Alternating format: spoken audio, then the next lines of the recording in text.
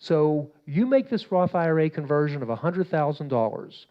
You and your spouse live 20 years, and you both die, and you leave the Roth IRA to your children. All right? So let's compare Judy's children, or the children of Mrs. Roth IRA conversion, versus the children of Mr. Status Quo. Okay?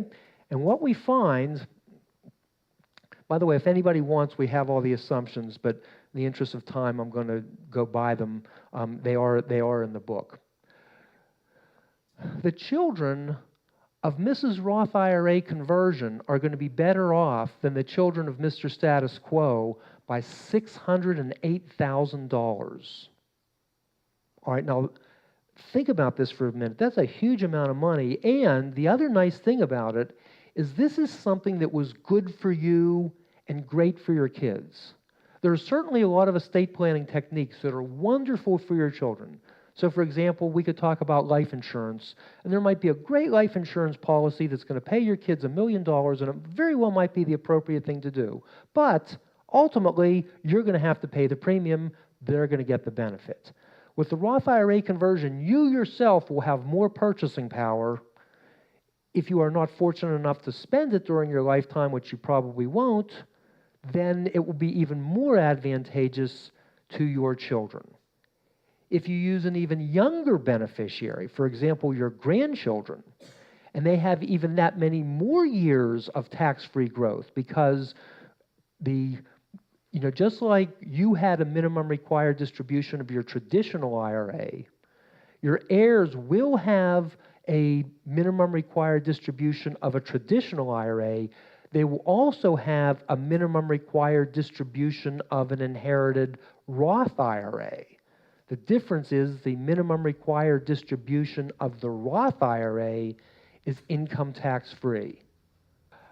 What happens, let's assume that you die and the child is the beneficiary, whether it's a traditional IRA or a Roth IRA, they have a unique beast that's called an inherited IRA or an inherited Roth IRA. And let's assume that the child is 60. And let's assume, according to the tables, that they have an 85-year life expectancy. I'm not exactly sure what it is, so don't quote me on that. So what you would do is you would take 1 over 25, 1 over the life expectancy, times the balance of the inherited IRA. That is the minimum required distribution of the inherited IRA the first year after your death. That's roughly 4%. All right? Then the next year, it's 1 over 24 times the balance. Next year, 1 over 23 times the balance, etc.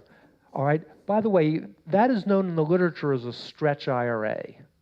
And you don't have to do anything special to get a stretch IRA.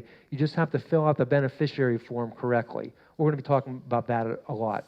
The difference between an inherited Roth IRA and an inherited traditional IRA is they both have the same minimum required distribution schedule, but the difference for a non-spousal heir, spouses don't have a minimum required distribution of a Roth.